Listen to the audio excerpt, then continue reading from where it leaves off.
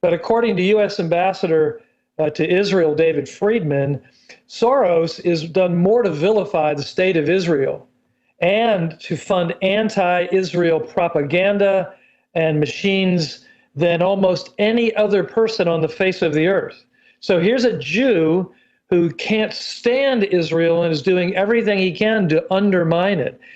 In addition, Soros is a wealthy man. He became fabulously wealthy from the free enterprise system, and yet it's his desire to make the rest of us live under Marxist socialism, or let's call it what it is, under communism. He fled communism in Hungary as a youth at the end of World War II, but wants the rest of us to live under it. By what many people are probably feeling was a divisive campaign, Americans are, believe it or not, hopeful as they come together to vote. We spoke with voters of all backgrounds from the East Coast to the West and North to South, and they told us about their hopes for after Election Day and their dreams for our country's future.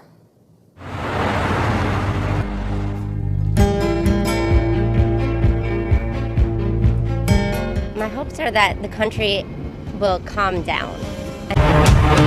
Vote like we never did before. Every single vote matters. Thank you, everybody. Have a good time.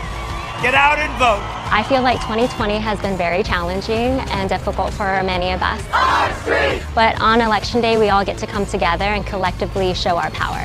I want to see a better change in the world for people that look like me. I think we're redefining what it means to be an American, and I think we all have to vote our conscience. We have to elevate our human consciousness and vote for the type of country we want to see, the type of world we want, and so that way it infects the whole world. My biggest wish for the election is that we're able to heal the divisions between the political parties and accomplish something positive. Storm brewing right now in this earth. COVID, social injustice. And with all these things happening, it's making people become woke, right? My question is, what are people awakening to? And for us, we're awakening to what does the Word of God say? Somebody asked me, if I'm a Democrat, minority or Caucasian, and I vote Biden, can I still be a part of RFA Church? The answer is absolutely. And if next Sunday, Joe Biden is determined to be our next president, and 90% of your congregation will be determined. If Joe Biden becomes president, we're going to pray for him just like we prayed for everybody else. 1 Timothy 2:1-3. The proposed Biden agenda starts by turning a new page on American leadership with an emphasis on unity and bipartisanship to address the many challenges facing America. And a trailblazer for choosing her to become the first woman of color to serve as vice president. While I may be the first woman in this office, I will not be the last. Because every little girl watching tonight sees that this is a country of possibilities. Biden declaring to work for all Americans, extending a hand to the 70 million voters who did not support him. For all those of you who voted for President Trump, I understand the disappointment The call for tonight. Biden came after the battleground state of Pennsylvania put him over the 270 electoral votes needed to win the White House, largely with ballots from the challenge in the courts and on social media. Trump tweeting today, "These people are thieves. The big city machines are corrupt. This was a stolen election." Even so, Biden's electoral gain sent people dancing in the streets. Biden, al nuovo presidente Joe Biden. World leaders quickly offered their congratulations. And in Israel, some expressed hope. I don't know if Biden is good or bad for Israel. I hope he will be good. Let's see, time will tell. Still, on the other side of the political spectrum, questions whether the race is really over. I just would like the election to be decided. Of Dr. Martin Luther King Jr., 𝐀𝐌𝐄𝐑𝐈𝐂𝐀n. Alveda, it is good to see you this morning. Thanks for being here. It's wonderful to see you as well. Good morning and happy Sunday. Oh, happy Sunday to you. Let's go ahead and take a listen to a little bit of what President-elect Joe Biden had to say last night when talking about unity. I sought this office to restore the soul of America, to rebuild the backbone of this nation, the middle class, and to make America respected around the world again, and to unite us here at home. I pledge to be a president who seeks not to divide. Right, it's a pleasure to have you with us. So many of us know about George Soros, but fill us in for those who don't know about him. Who is he? What is he trying to do to America? Well, George Soros is a name that most people recognize, but don't put all the pieces together or connect the dots, you might say. He reminds me of Winston Churchill's comment about Russia. Churchill said of Russia that it was a riddle wrapped in a mystery inside an enigma. And that's not a half bad description of George Soros. First of all, he's Jewish by birth, but he denies God and he absolutely hates Israel. And yet, he's very quick to call his critics anti-Semitic because discuss the aftermath of the U.S. presidential election and what impact it will have on Israel. President Biden and President Trump diametrically opposed views on the Middle East. What impact could a Trump administration or a potential Joseph Biden administration have on Israel? Prime Minister Netanyahu have launched this diplomatic initiative that's really transforming the Middle East with all the agreements with the Gulf states and now nations in Africa and Malawi getting ready to move its embassy to Jerusalem after the United States led with that, change that in midstream. Remember, if there is a Biden administration, his administration is going to be under intense pressure to ratchet up the hostility. When you get down to policy, that policy is likely to be dictated by Biden's left flank. And so the stakes are really high for Israel and for all these nations that have embarked on this new course. The potential of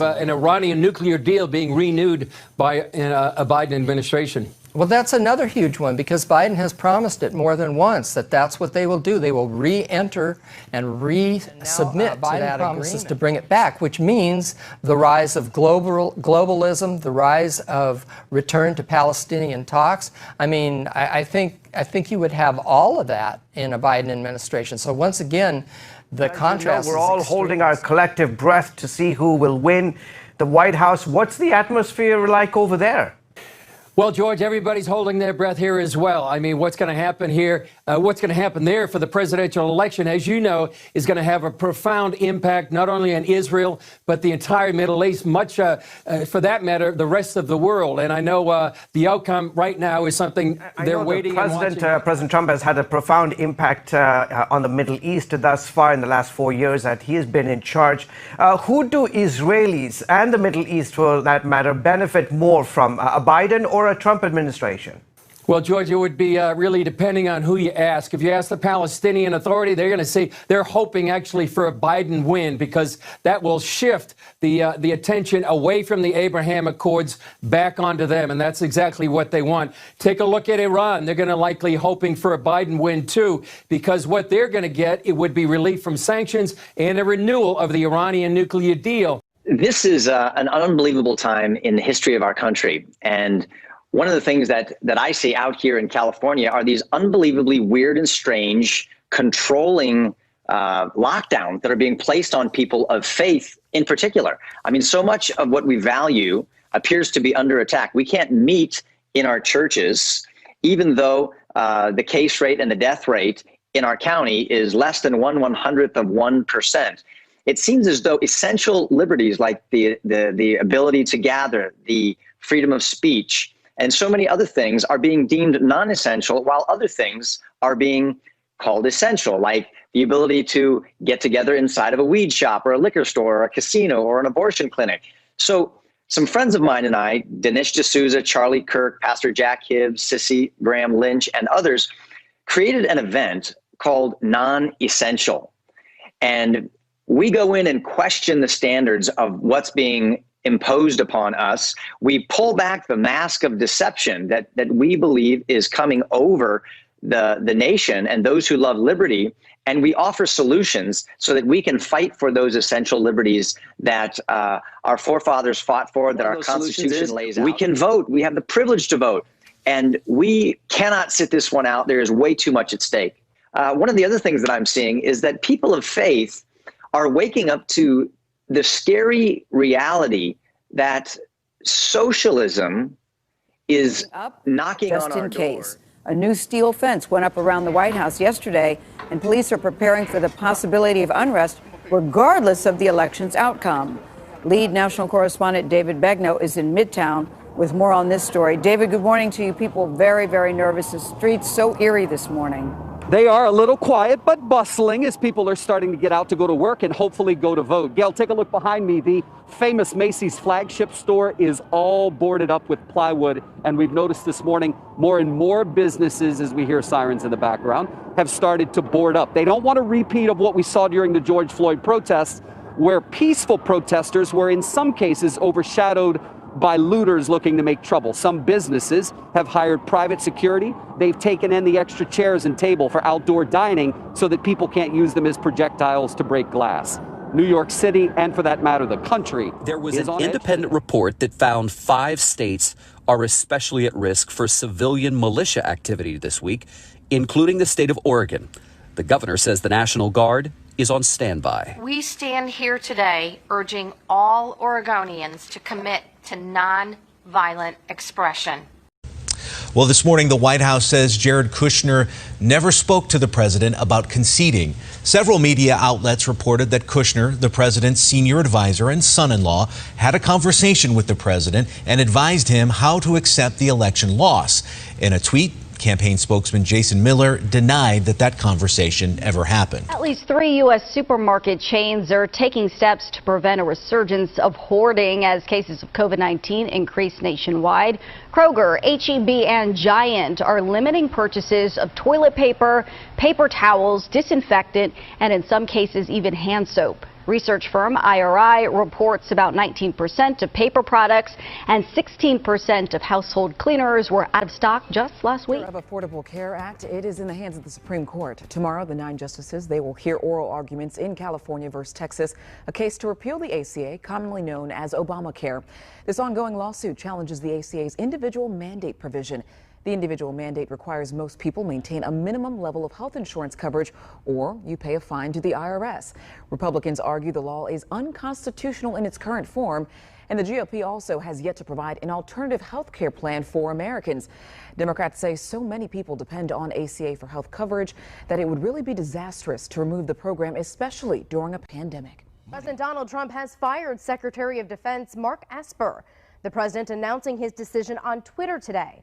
Christopher Miller, the director of the National Counterterrorism Center, will replace Esper effective immediately.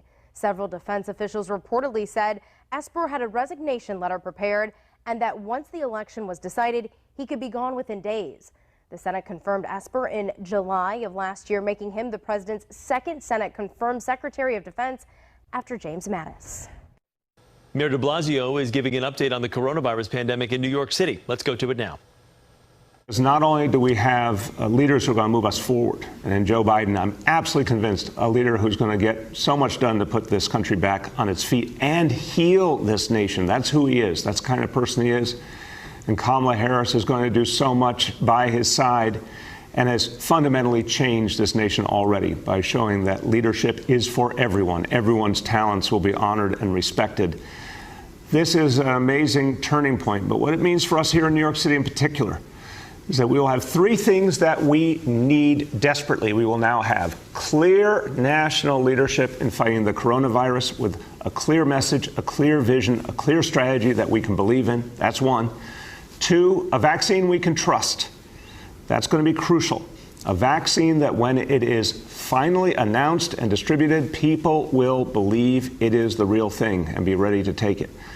And 3, of course, that stimulus that will put us back on our feet. Now to the coronavirus. Maryland reports 1,300 new cases, bringing our total to more than 155,000. 700 people are being treated in hospitals, 168 in the ICU, 9 more have died. Statewide positivity rate is back above 5%. This morning, an update from Baltimore County leaders. County Executive John Olszewski says public health efforts should be implemented on the state level. At noon, the FDA grants fast-track designation for a coronavirus vaccine developed right here in Maryland. Gaithersburg-based Novavax made the announcement this morning.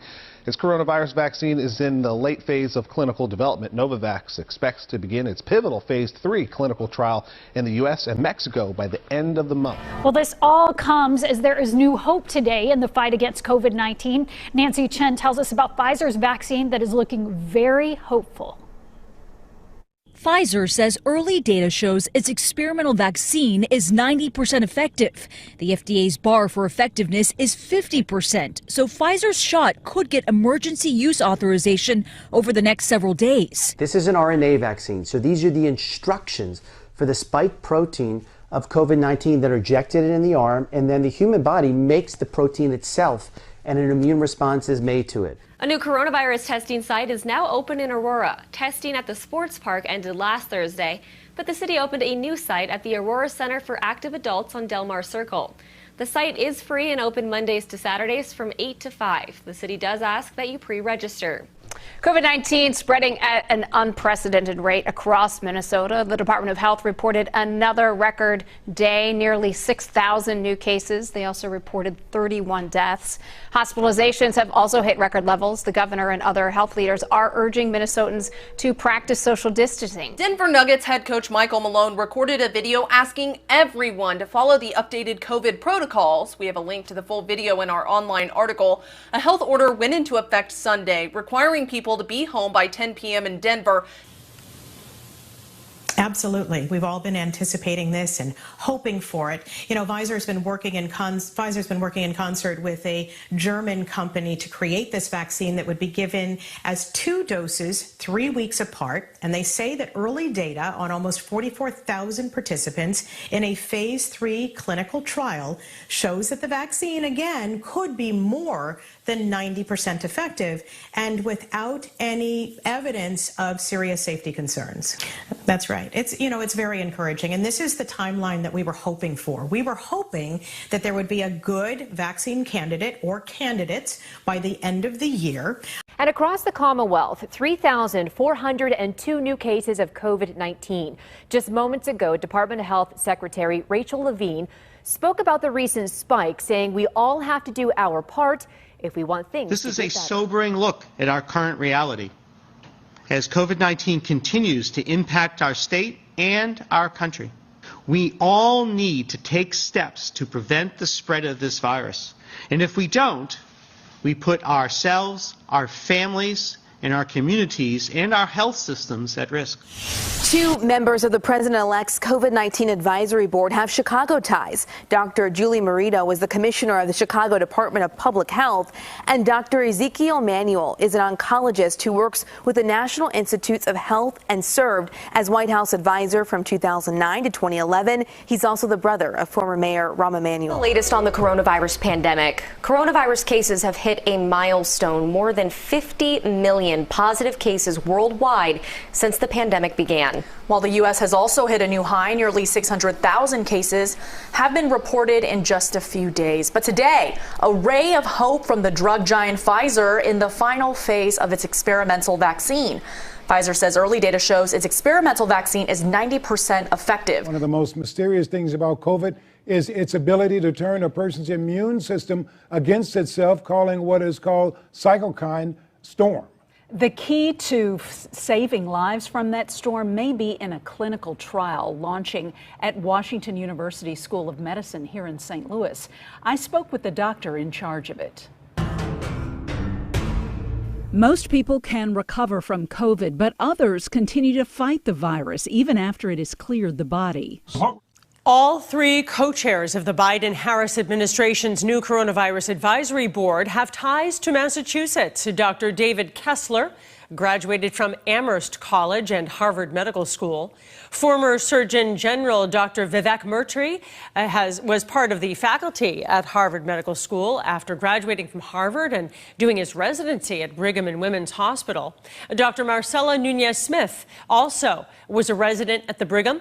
And Harvard professor Dr. Atul Gawande, who is also a surgeon at Brigham and Women's Hospital, will serve on the board. Sean, thank you. The U.S. Secretary for Housing and Urban Development, Ben Carson, has tested positive for coronavirus. This is according to a department spokesperson. Carson is the latest Trump administration member to test positive for COVID-19. Just last week, White House Chief of Staff Mark Meadows also tested positive. Both attended the Trump campaign's election night watch party in the White House. Regularly wearing a mask whenever you're out. With regard to masks, today I'm announcing that statewide we are extending the mask mandate for another 30 days. With the rate of the virus the highest that it's ever been, it's more important than ever before in the course of the pandemic to wear a mask when you're around others. At the store, walking in or out of restaurants, in a workplace that people have to be there and can't telecommute. Masks are not as effective as a vaccine, but they're somewhere in that 50 to 75% range. It depends on the mask and the distance and the situation. You are far safer by wearing a mask, and you also protect others if you yourself might be asymptomatic or pre-symptomatic from spreading it and preventing an outbreak with those who you work with or those who you love. So we're going to continue that. I also wanted to address and applaud a lot of the efforts that local governments are taking. Each community in Colorado is experiencing the pandemic differently at different times. In Mesa County, Colorado, they're experiencing the very first wave of coronavirus. In areas like Denver, they're experiencing the largest wave, but it's the third in effective time that it's peaked, and it's at greater rates now than it was in March and April. While President Trump is planning legal battles for the presidency, President-elect Joe Biden is following up on a campaign promise. As you just heard, a short time ago, he also mentioned members of his coronavirus task force and talked about where things stand right now. There are now nearly 10 million COVID cases in the United States. And last week, we topped 120,000 new cases on multiple successive days. Infection rates are going up, hospitalizations are going up, deaths are going up. We've learned that a doctor from our area is on the president-elect's task force. Eyewitness News reporter Howard Monroe picks. Governor Murphy is giving an update on the coronavirus pandemic in New Jersey. Let's go to it now. Real treat to have you here, Senator.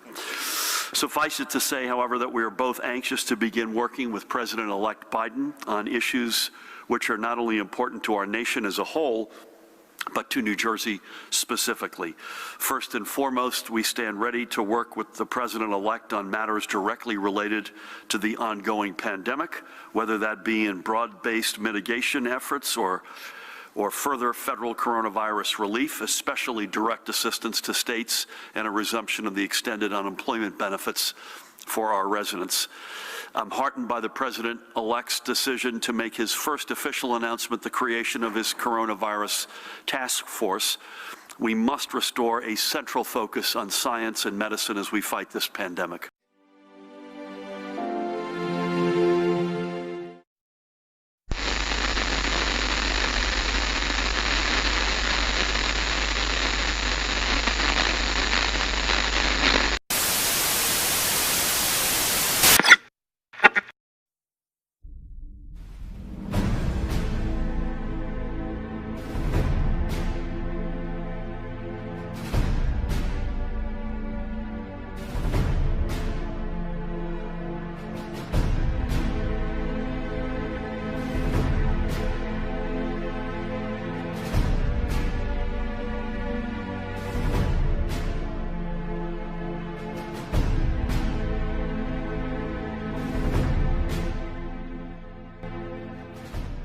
That which was from the beginning, which we have heard, which we have seen with our eyes, which we have looked upon, and our hands have handled of the word of life. For the life was manifested, and we have seen it, and bear witness, and show unto you that eternal life, which was with the Father, and was manifested unto us.